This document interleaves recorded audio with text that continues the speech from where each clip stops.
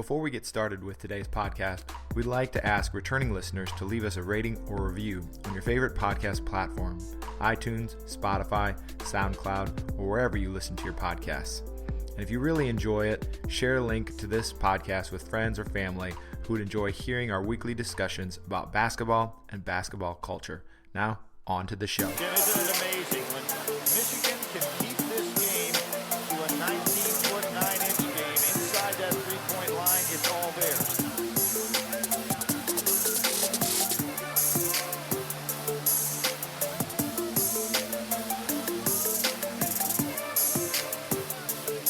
Nice move by Steve Fisher here. Turn it into the 19-9 game. Welcome to the 19-9 podcast. We're going to do another redraft today. I've got Robert Wire here with me. What's going on, Bobby? Oh, nothing much. And Joe unfortunately couldn't make it, but we have a couple more drafts coming up, and I think the next one I'm really pumped about. But this one's great too. We're going to get into it, but I wanted to just do a quick check-in about the NBA playoffs. What are you thinking about the playoffs so far? I'm really enjoying it, and I have to bring up the fact that the last podcast was a couple weeks ago, and I said that the Miami Heat would beat the Bucks, and you guys laughed at me and told me it wasn't going to happen. And then I asked you to pick the best player in the playoffs, and you picked the Greek Freak, and I picked LeBron. And right now, it's looking like I was the beautiful thing. right. The beautiful thing about predictions is that this is definitely going to come back to haunt you later because you're going to make a prediction that is going to get flipped on you. But you're right. I got to give credit where credit's due. I definitely thought that Giannis had a shot to take that mantle, and that's what's great about the playoffs is that if you don't do it, you got to own it. Just like James Harden did again, bounced in the second round. Russell Westbrook again bounced in the second round. There's just that such fine line between being the Hall of really good and the Hall of greatness. The difference between being a top 50 player ever and top 10 player ever. And Giannis can still get there, but LeBron is there. You're right. Well, I mean, I'm not saying that LeBron's better than him right now. Like I said in the previous Playoff podcast, LeBron. It's the experience. Yeah. I think Giannis needs a number two that's better than Middleton. It's the command of the game that you were talking about, and that is the difference. Like, he understands how to pick his spots, how to get to the spots that he needs when he wants to. And LeBron was like Giannis at one point, and then he got kind of unlocked himself so that he could take over games when he needed to or use his teammates in the way that Giannis doesn't sometimes. Yeah, I think that Giannis, he's going to have to. The weird thing, I heard a good comparison the other day of Giannis and Shaq, but he's Shaq that can dribble. Right? And, until he gets that jump shot down, which if he ever does, I mean, for his size, I mean, I don't ever think he's going to be like Curry out there. No. But if he can hit a couple more, then maybe the wall. I think that they really need a better point guard. I think you should trade and get Chris Paul. Yes, look at you. I mean, jumping on the Chris Paul train. Well, I'm I mean, in. Bledsoe I think they made a mistake. They should have kept Brogdon. Yeah. That really has come back to haunt them, showing, right? Because I think if you had Paul, then maybe he finds a way. He can kind of use him as like Blake Griffin almost. Right. Like he knows where to get him the ball, and Paul can bring down the floor and set up the offense better. Like Bledsoe, I just don't see him as the player that's going to get Giannis the ball where he needs to, or even bring it up the floor. Boy, that's tough though. That really sets up that kind of LeBron dynamic where you're going for guys who are at the tail end. And Chris Paul, I love him. I do, but I worry about like where's that point where he's going to fall off. He had a great season this year, but he's injury prone. He's in his 30s, which is dangerous especially for little point guards. And you get him. He might have a great season. He might make it to the postseason and be doing well and then get injured. And then you're like, oh, man, now is Giannis. You're in that Giannis leaving situation immediately. But you got to roll the dice, right? That's part of it. Well, I just don't know who they can bring in that another team is going to let go. You know what I mean? Like, he's going to have to go somewhere to team up with a point guard. I don't see one coming to Milwaukee. Right. Pacers give Brogdon back to them for Eric Bledsoe? Absolutely not. That would definitely not happen. Zero chance. We did say we're going to talk about this year's NBA draft, but we're going to punt that to the next a future episode as well. the actual draft is now not till November or maybe even later. They aren't 100% sure when they're even going to hold it. So I don't think there's really a point to discuss it too much. Do want to say that I saw LaMelo falling in the draft to my Bulls right now. So I know that people are probably split on him, but I think that I haven't had a good reason to watch the Bulls. They just haven't been a likable team the last couple of years. So I think maybe having a guy that, even if he's up and down, might just be kind of fun to watch would be something that I'd love to see. But do you think he has the dog in him? I don't know. I think the dog is a new thing that people are using, and I just don't think he has that in him. His brother Lonzo plays hard. He's not. He hasn't. Does he? Did He you hasn't watch panned him in the out. bubble? Well, he was terrible in there, but he had a better year this year. He just hasn't panned out. I mean, I think some of his skill set doesn't fit the NBA quite right, but I think he does play hard. He plays defense. I like that. He was a good defense, but his brother hasn't played any defense. I know he doesn't play any. But he's big. He's 6'8", 7'3" wingspan. So I mean, those are fundamentals that you could be at least a not terrible defender if you're that big, especially for his position. But you got to want to play defense. Ask James Harden. He has the body. He can play defense. But he's not Trae Young, where it's like good luck. Like he could play as hard as he wants forever and never be a good defender. Yeah. So I think we should go ahead and just make a prediction on who does your prediction for the NBA Finals? Oh, Finals. Oh, wow. Oh, you're getting me on the record. Well, because no, for who's gonna make it to the Finals. Yeah, I'm going. I like the Heat. I've flipped on them. I think they looked awesome. They're cohesive. I think Butler is. I've always loved Jimmy Butler. Was so mad when the Bulls traded him because I just love that guy. He's such a Chicago player. So I'm going to say Heat, and I think the Lakers are going to make it. I just think there's just something missing with the Clippers. I don't know quite what it is. I think they're going to beat Denver here in the next, even if they were to lose today, I think they'd still beat Denver. And I think it's going to be a dogfight. It might even be 7 games, but I think in the end, I think the Lakers come out on top. I would have to take the Lakers, even though I'm hesitant. I just don't know what Paul George is going to do in that game. Like, if he shows up and plays like he's capable of, I think that the Clippers will win. But he hasn't proven for a whole series in the playoffs, since for a while now, that he can come and show up every game. So, it's never good when you're starting out with an if, right? Well, I mean, that's the trap I fell into with Giannis, right? Yeah. If he reaches his, the same potential he had during the regular season, and then you get into the danger zone. I don't know how many points that was that Kawhi scored last game. I want to say 36 or 39, and they still lost. So that's not a good. And he is tough. I'll tell you what, he's no joke. I mean, I'm gonna go with the Boston Celtics to beat Miami. Really? Miami was your team. They were my team against the Bucks. I think they have more dogs in the fight than the Bucks do. But I think that after I watched a lot of the Boston games. Yeah. And they got some smart.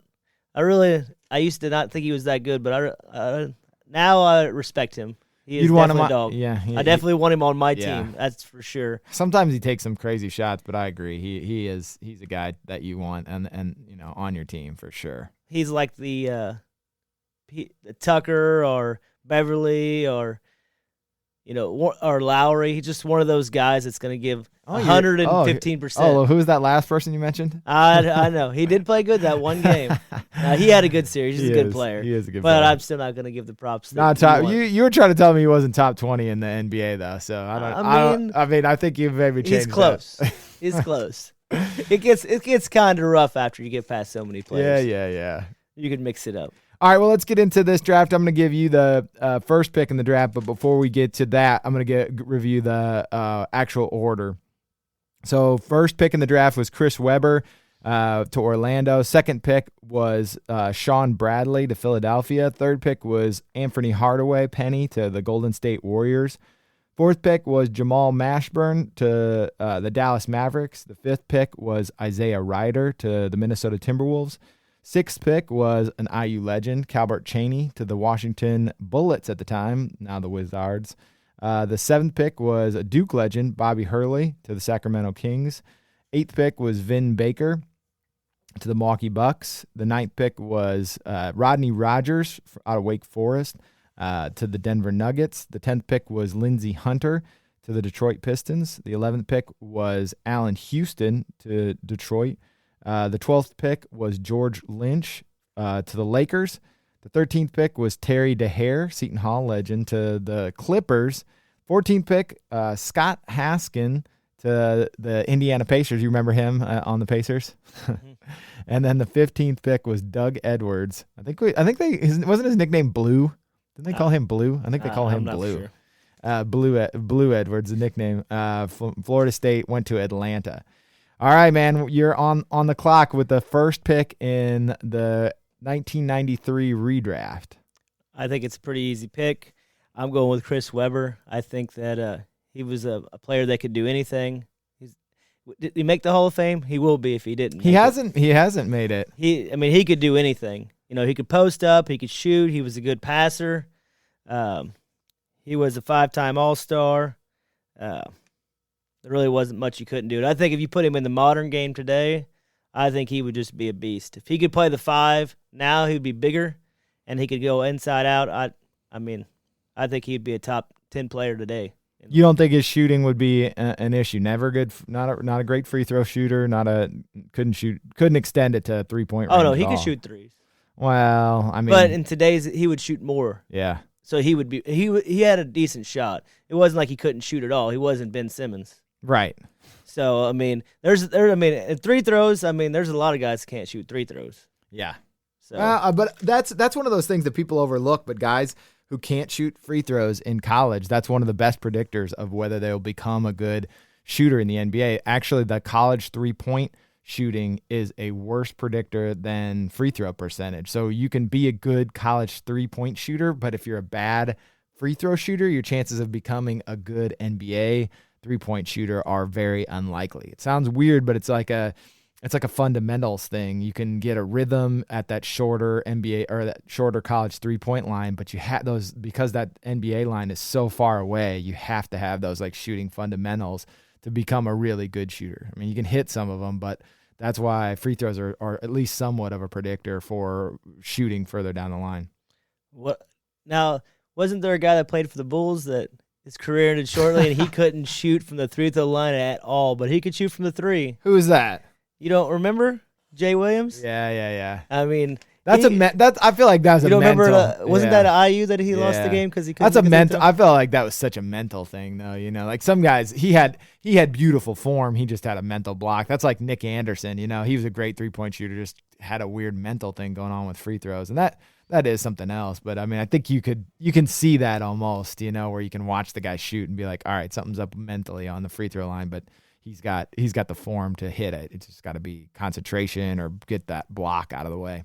Were you going to take Hardaway over Webber? Well, we'll see. You're number 1. Would you have took Hardaway? With the second pick, we'll get this out of the way. I'm going to take Anthony Hardaway, number 2. And I do think he was the best player in this draft. And I just think the history of the NBA dictates that you need big guys, and especially in this time. And I think that it's good for us to look back to, and I think you've done a better job of this than me, is like in 1993, big guys just played a bigger role than they do now. And you've always needed some kind of inside-out game, whether it be someone like Giannis, like you were saying, who dribbles but ends up shooting at the rim, or even Westbrook, who drives but gets to the rim. You always need a guy that's able to get shots in the paint too, not just shooters. But I think that to maximize that guy, what you were saying about Giannis is that you need a good guard. So I just think it's harder to find an elite guard than it is to find big guys. That's just a personal thing for me. And I think that Anthony Hardaway was unbelievable. I loved watching him play. I think that had his career not gotten derailed by injuries, I just think he was just one of those guys, size, athleticism, just dynamic. And I love that about at the point guard position.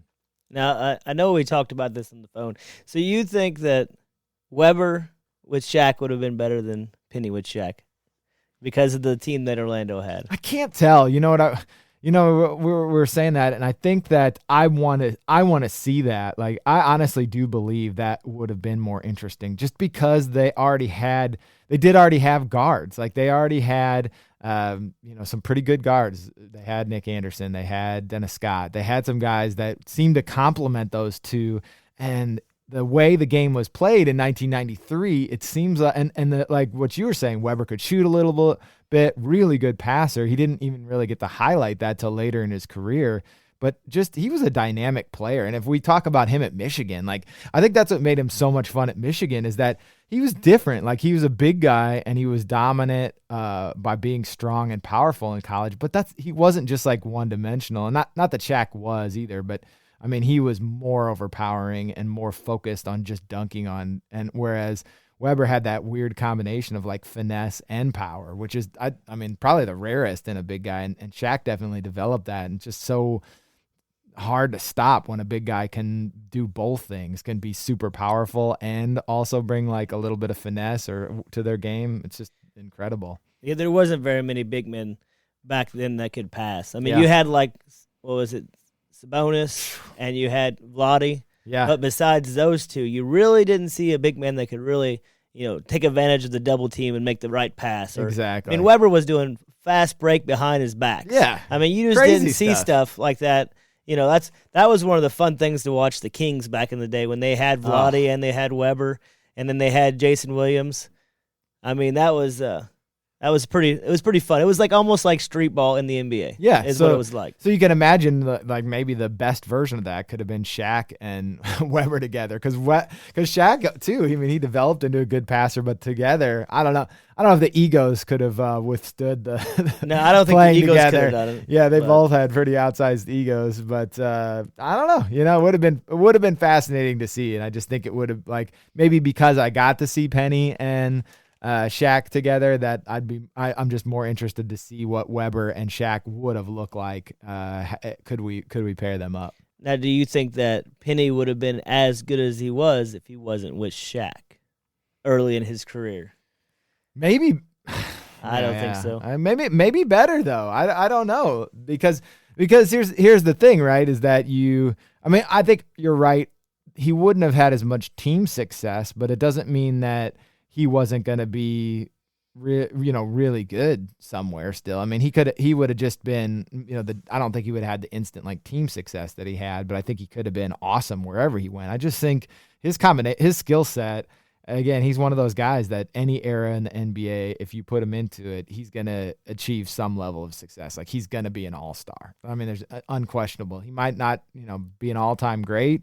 We'll never know if he could have got to that level, but I think he was on that trajectory, and there's nothing that would lead me to believe that he wouldn't be a multiple-time all-star if you plugged him into any era of the NBA. No, I mean, he was a great player. I think that his skill set matched with Shaq was like the perfect combination. Oh, for sure. I mean, and that's why they did it, right? I mean, to give up. They did it because Shaq said, "You're going to draft this guy." That's why they did it. Right. Let's be honest. It wasn't anything to do besides Shaq said. That's the good story, the blue chip story, and how Shaq said he never shot. He just threw in the ball and got him in the right position. And basically that's why Hardaway went to Orlando. Feed the big guy, right? It was really smart by Penny. You got to know. Feed the big guy. All right, you're up. Third pick. All right. This guy I definitely thought in today's NBA, what I consider was a small Kawhi Leonard. Ooh. And I would take Jamal Mashburn. I just loved his post-up. Wow, number 3? Shot. You're taking him number 3. I mean, he was only a one-time All-Star, but for his career, he averaged 19 points. Yeah. And 5 rebounds and 4 assists. But it was because he's that bigger guy. He would be like a better version of like a PJ Tucker, because he can actually post up and take advantage of people. Interesting. Like in today's NBA, like people ain't that thick. Yeah. So like back then the guards and the small forwards couldn't guard him. Just imagine like now. Oh yeah. He would be an really interesting player in today's NBA. I don't know if I'd take him that high, because not because I don't like him, just because I like some other guys. We'll have to see who that is, and then I'm sure that I'll have. But I think that he did have what you're saying is true. Like his combination of like ball handling at his size, even then was pretty interesting, and he was awesome at Kentucky too. Like the monster mash was legit. Like he was in that game against Christian Laettner and going toe to toe with him, and probably what at least is arguably the best college basketball game in history. And I think that there's something about that game. I watched that over the summer, and this is one thing that annoys me about basketball right now, is that there is so much stoppage in play. One of the things that college and pro basketball has got to work on is how to get the game flowing again at the end of the game, because you watch that game at the end and it is absolutely unbelievable. It's kind of like how the NBA All-Star game was this year, where they had the Elam ending, where it's just like continuous play. It just feels great to watch basketball. Now it is like timeouts and reviews and a foul to get to, and it breaks it up, where that game was just like bang bang, just back and forth, and you get that flow. That's the best part about basketball, is like a flow and an energy that's so dynamic. But that game, and he was awesome, man. He is a fun player.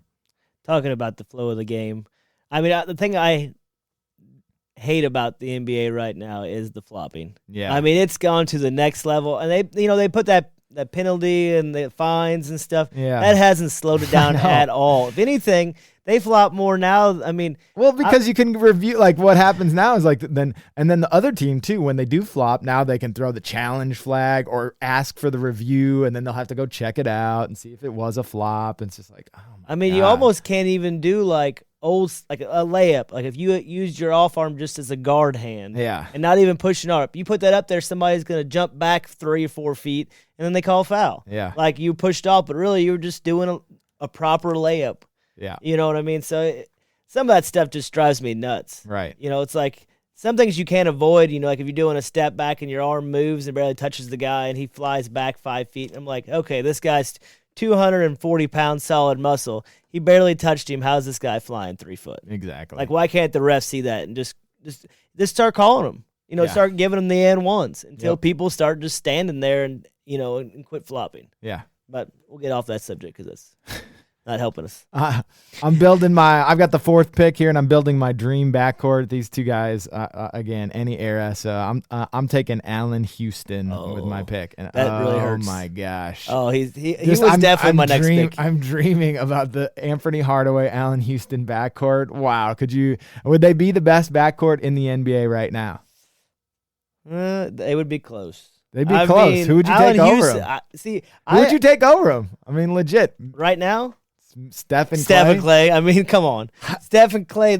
Clay or Steph's how many MVP times? I know. I think that's. I just think there's no doubt. I just think Clay's not. I just think that Clay's like all defensive player. No, I think you're really stretching it. Oh, man. I mean, I love Allen Houston, though. But I think it's a little bit further than that. It's close. I think it's close. I mean, Allen Houston in a series. Put it this way: in a 7-game series, it's at least possible that Hardaway and Houston could outplay Steph and Clay. Possibly. I mean, that's pretty legit. That's. But I mean, you're talking about 2 of the greatest shooters ever on the same team. But I'm just drafting these guys. I'm feeling pretty good about my first 2 picks. That's all I'm saying. Allen Houston was definitely my next pick. I mean, I honestly considered taking him over Hardaway. Oh wow! I mean, can you imagine a guy that shoots over 40%? He's jacking 11 threes. I know. I mean, he's probably going to average 25 for sure. And his height and everything, like he had a sweet Big shot. Guy. Like, oh man. One of those jump shots that to die for. When I watch it, I'm just like, yes, I would give a couple of toes for that jump shot. All right, all right. The 5th pick. All right, my pick's Vin Baker, oh. And I would tell you why.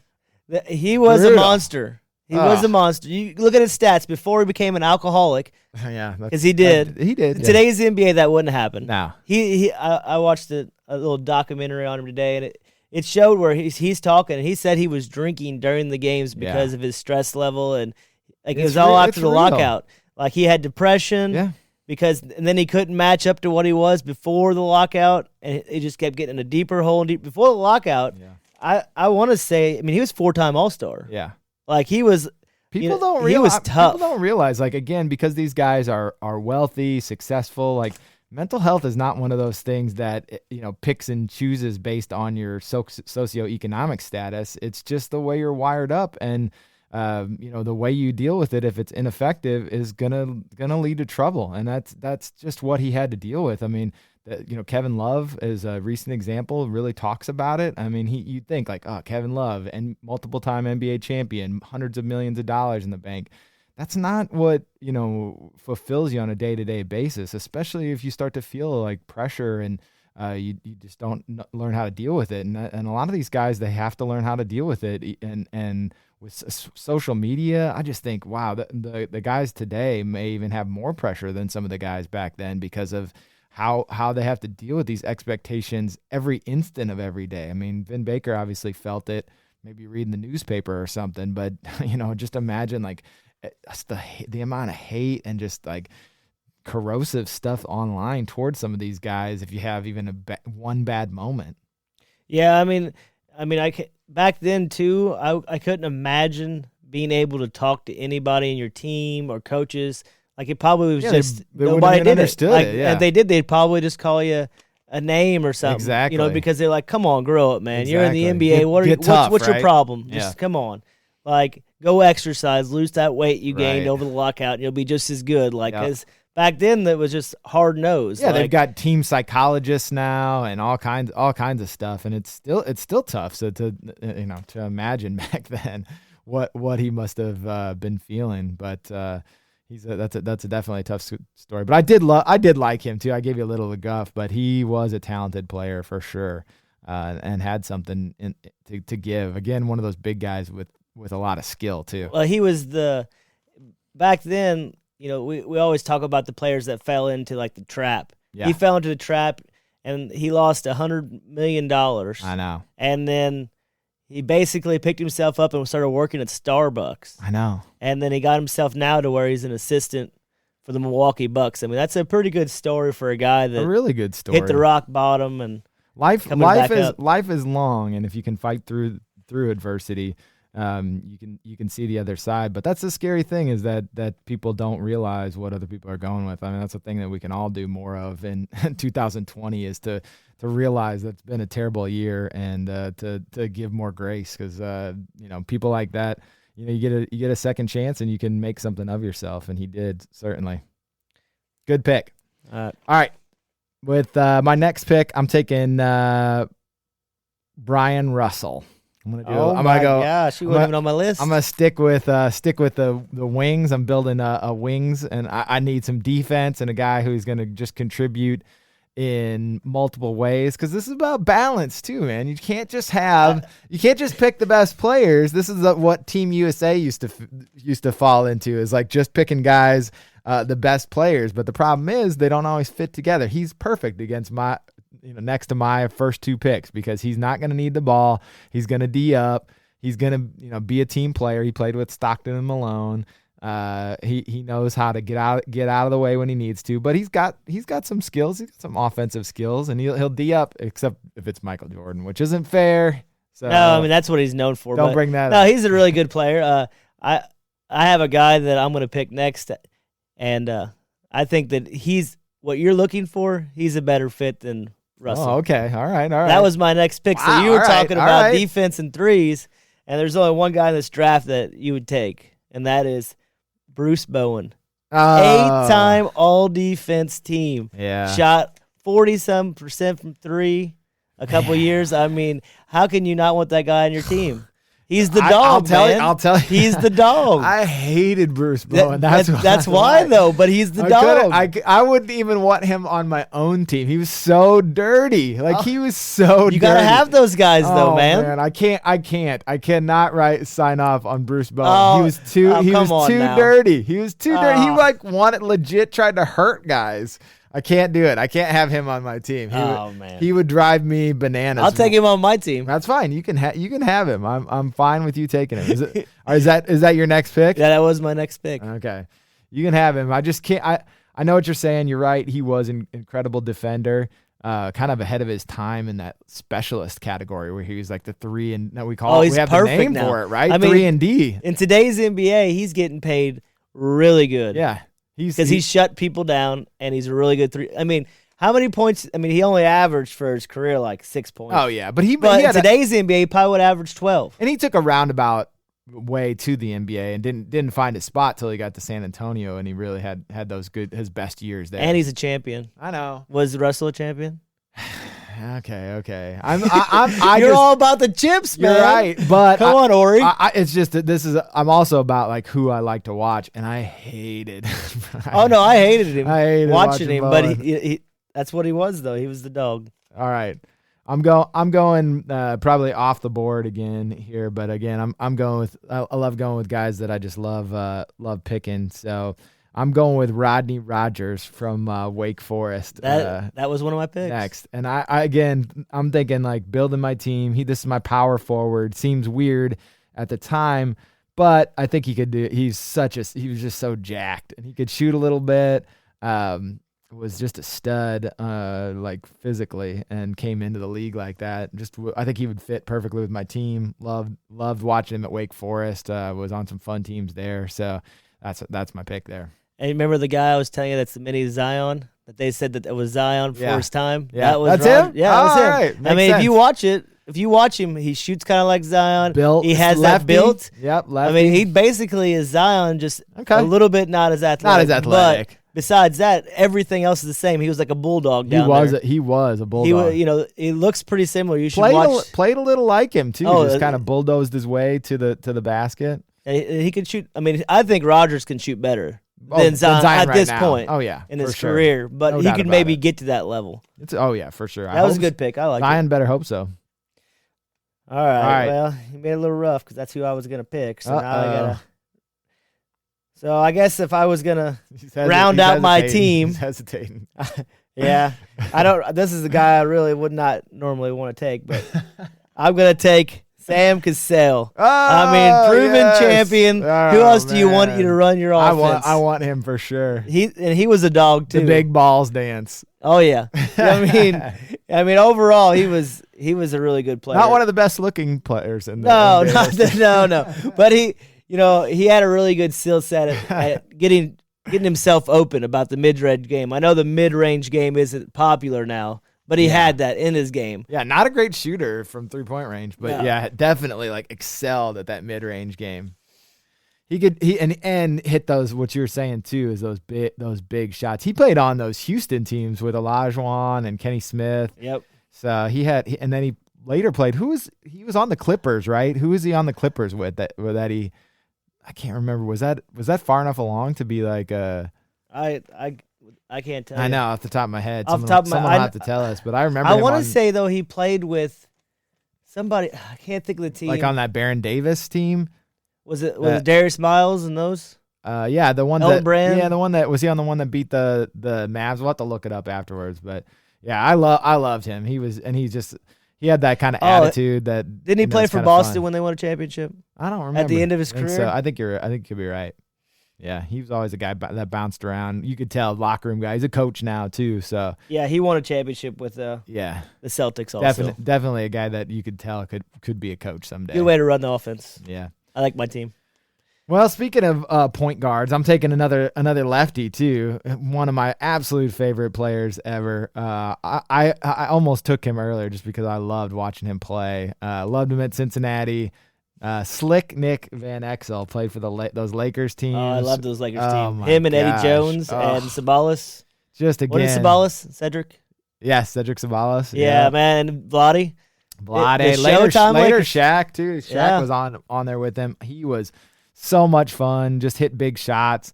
Little point guard, but Flashy. Yeah, but he'd be coming off my bench and would be my spark plug. I'd love to have him. Just throw him out there just to change up the game from like Penny. He would just be out there taking threes now, taking names. I would say that he would probably be a great version of smaller version of maybe like a Jamal Crawford. For sure. Coming off the bench, maybe a Lou perfect Lou Williams six now. man. He's going to score a bunch of points, can find his own Definitely. shot. Yeah, I like Nick Van Exel. Maybe even if you think about him in the Trae Young sort of mold, he could be even that today. Who knows? I mean, point guard is such a more dynamic. He was more of a scoring point guard than a passer. So it kind of fits more in this era, maybe even. I agree with that. All right, who you got next? All right, we're getting down to it. now this guy, and I think that this is one of my fell into the categories of back in the day. Isaiah Ryder. Oh my gosh! Extremely. Wow, you're reaching. You're definitely employing a psychologist on your team. Oh, I am, right? but today's it's a different game, man. Like this guy, if he could have stayed out of trouble, they would have had somebody following him around. How about that East Coast funk dunk? Do you remember watching that the first time? I watched seen him go between his legs. Oh yeah, from the baseline. Yeah, I watched it. The dunk contest today, earlier. Man, he was just a freak athlete. Plus, he could shoot. Yeah. Like, if he could have just stayed away from the drugs. Yeah. And some of the other things we can't talk about. If he could have stayed away, I think the sky's the limit. I think this guy could have possibly been a Hall of Famer. Wow. Oh, he was unbelievable. Interesting. I mean, he had it all. Yeah. He just couldn't. He could not stay out of trouble. Maybe the last of that. Maybe this draft, or maybe a couple in here, the last of kind of that era where they got so much money up front, and like you said, the teams weren't prepared to support them in the ways they needed. I was telling you earlier about the Marbury documentary. It was just interesting to see him. He had lived his whole life in New York City, so this giant city, and then he moves to Minnesota, Minneapolis, which is a big city, but obviously nowhere near New York City, and it's cold, and he lives in an apartment, and all his people, he had been around this huge community that just supported him his whole life and cheered for him, and now he's just alone kind of in Minnesota, and the team didn't have anything for him. And just as it's so weird to hear about, there was even now there's some stuff. I think I heard something about Giannis when he first got here. I think maybe before the team realized like how special he was, or before they had gotten enough support around him, but one of the coaches saw him just walking down the street in Milwaukee, and it was the middle of winter, and they were like, "What are you doing?" He's like, "Well, I was just walking home from practice." He didn't know how to drive yet, and he didn't want to get a taxi. And so it's just trying to save money. You think about because these guys are adults, but a lot of them are so young and just culture shock. Yeah, you've been in these kind of systems. If you went to college, you're in this like kind of bubble together where people are just like taking care of you, and then you're in and all of a sudden now you're playing with grown men who have their own lives, and the coaches are just doing different things, and it just is a different level to go to the NBA, and the expectations change. So I think that is important. Maybe you're right about Isaiah, because he certainly was a dynamic player, and man, two guards, that was such a position of need in the 90s. I mean, do you think, off topic, but kind of the same thing you're talking about, do you think it's going to be good if they take high schoolers straight to the NBA, or do you think they can adjust to that, going to being the star of their hometowns, to being the hero? Basically, most of them aren't probably going to even be starters the first year. I mean, just look at Romeo, right? Yeah. He was, around Indiana, like, he was known everywhere. Yeah. Sold out for every game. Goes to IU, has a decent freshman year. If he was healthy, he'd probably been better. But then he goes to Boston, and, he can barely crack a rotation at all. Yeah. Not weird. Imagine if he went from straight high school to Boston. Yeah. Like, that would have been a huge change. Nobody's going to be like, "Oh, you're Romeo Langford." They're going to be like, "Oh, this is this guy that we drafted at the 18-year-old. What are you doing for us?" I think it's why it's been so long since they, put the one and done in, and why they've been so hesitant to bring it back. I don't think it's like that these guys won't be successful. A lot of them will be and have been. Kobe and LeBron, and, there's Kevin Garnett. There's been a ton of guys that have been very successful, but it is a tricky road. It really is. Like, you have to have the infrastructure, and you got to build it immediately, and you have to find the guys. What's underrated again, and maybe like Philly's experiencing some of this right now, is that you have to build that culture around guys. Minnesota, when Jimmy Butler got out of there, part of it around Wiggins and Towns is just the culture that those two guys created, that it's not, they're not, dogs or the tough guys. And you can see how well Butler fits in Miami with guys who just want to ball out. And there's nothing wrong with it. Towns and Wiggins are tremendously talented guys. They made hundreds of millions of dollars. So who am I to say? But I think that it just depends on if you're a franchise and you're trying to win a championship, you really have to mix and match those guys. You might want a guy like Towns to, because you don't want to go so hard every night, because I think Butler maybe could burn people out. Or Chris Paul, if you get too many guys like Chris Paul, it's just tough to be around him after a while. So you need guys that complement each other, but you gotta have the guys who set the tone for the culture to be guys who just love the game and are gonna motivate those guys when they need to, even if it's not all the time. You need the professionals that come to work every day. Right. They work hard. But don't you think that the vets are less now than they used to be? There's more youth on teams, then they don't really keep around the guy that's, we'll say, 36, but really isn't going to play, but he's perfect for the locker room. Like a David West. You know, like you put him on the team, he helps the guy get better, the young guy you got coming in. But now they're all about getting these prospects, and they get the G League. Some teams, the oldest player is like 28. But I think that they've got so many more coaches and trainers. It's a little bit different where they have more infrastructure around the guys now. I mean, think about when Jordan came into the league, or even probably around this time. There's like three coaches. There's like a head coach and maybe two assistants, like one defense, one offense. Like that wasn't weird in the 90s to have three coaches. And now, like, if you look at the bubble, I mean, there are, I don't even know, they can't even bring all of them, and it looks like there's a ton of coaches. You've got athletic trainers, like I said, psychologists. You've got, shooting coach. You've got I think Dallas has a guy who's who was it? Oh, it's God Shamgod. He's just a ball handling and like dribbling coach. So they. Well, I mean, as far as stuff like that, I think it's but those totally guys, changed. But it's you just still more need guys that old guy though that's been through it all. But that's what I'm saying. I think those guys are like Sam Cassell's on one of those games. So I think those guys are those guys now. You know what I mean? Like they take the place of exactly. Yeah, they're that complement, or at least that support system. All right, where are we at here? What pick number? Who's up? I couldn't even tell you. You're gonna have to count them up. But you took Sam Cassell, which stinks. But I'm gonna take my IU guy now because I need to have him on the board. I'm taking Calvert Chaney. I can't believe he wasn't a better pro. I really think I don't even know. I couldn't even tell you why. I don't know if it was just like the era he played in, or if he was just not quite athletic enough, or maybe it was playing on those Bullets teams that just were weird with he just didn't fit in there. But I loved him in college. Like, he was unbelievable. Well, how can't you? You're an IU fan. But it wasn't just that. Like, he was an unbelievable player. Like, he wasn't like I don't know, like, what's his name from UNLV that went number 1 and then flopped a couple of years ago? Anthony Bennett? Yeah.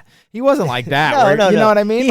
He played, what did he play? Yeah, he 13 played seasons. I know, but just to be the all-time leading scorer in Big Ten history and then not become a multiple-time All-Star. Like, I have a hard time understanding I think why.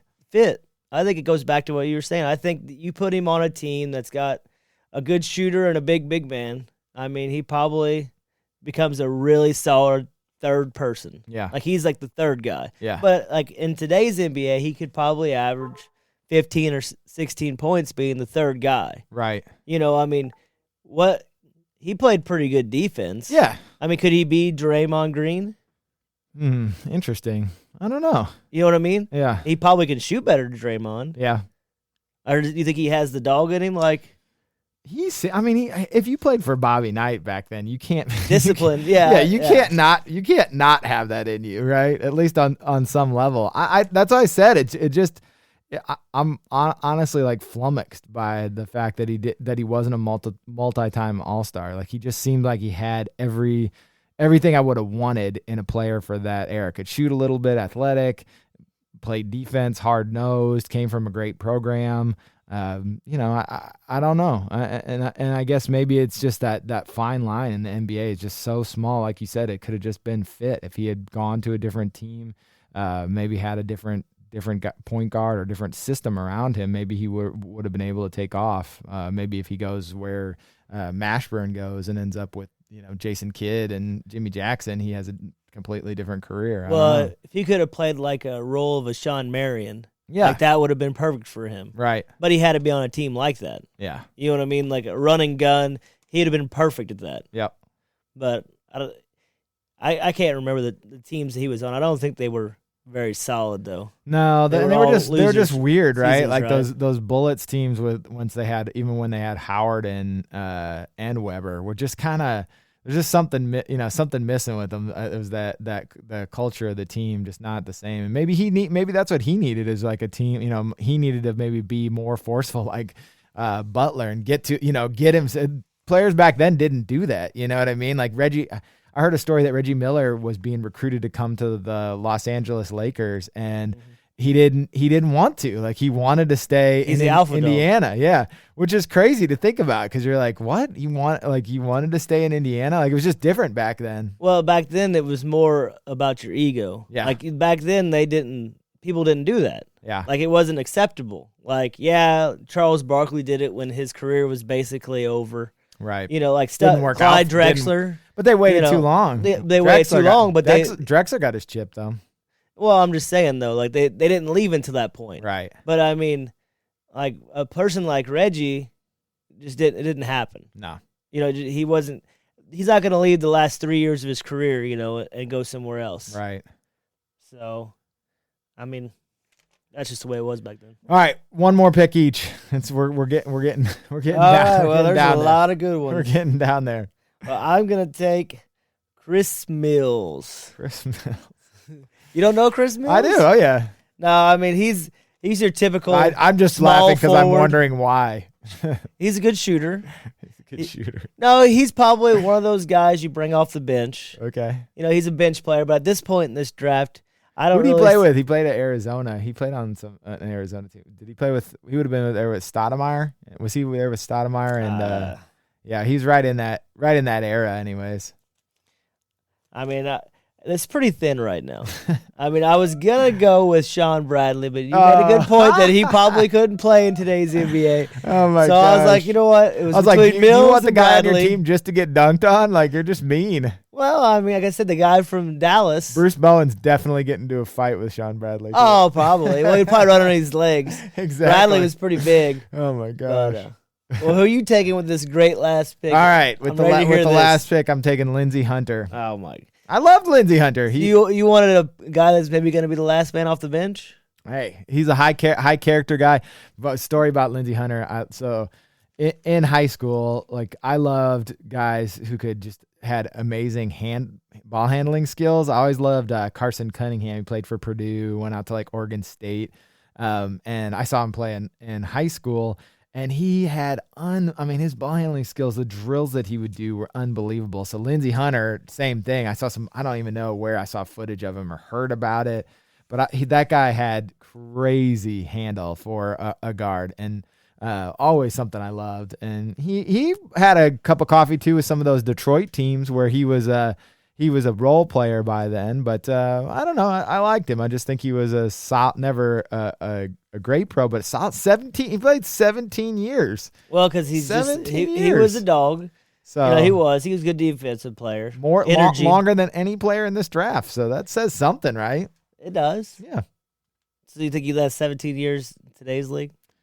Maybe he's the kind of guy that would stick on the end of the bench. Think about what's his name? JJ Barea is still playing for the Mavericks. Like, would you say that he JJ can shoot better though? Well, I know, but you got to bring something to the table. I think again, like he would contribute.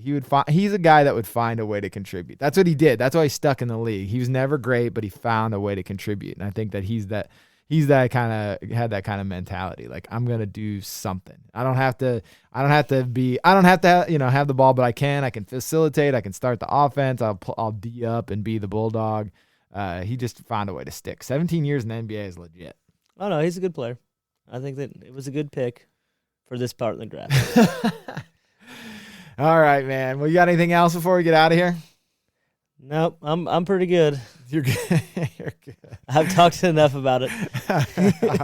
All right, we'll be back. Are we gonna do 90? What do you think? 96 next? Yeah, what time? Oh, we'll talk about it. Oh, we'll talk about it. But that one's gonna be a lot more. Oh my gosh, Joe said I already checked in with Joe. He said he's got the entire first round of the 96 draft memorized still. Oh my gosh, off the top of his head. Really? Well, yeah, man, he's really diehard. So we're gonna have to do some prep work for that. I think he might have us beat otherwise. Oh, he'll definitely be coming at us. HVS, the high volume shooters. For more information, check out the blog at 199.com under HVS. And while you're there, do yourself a favor and pick up some retro college shorts. Till next time.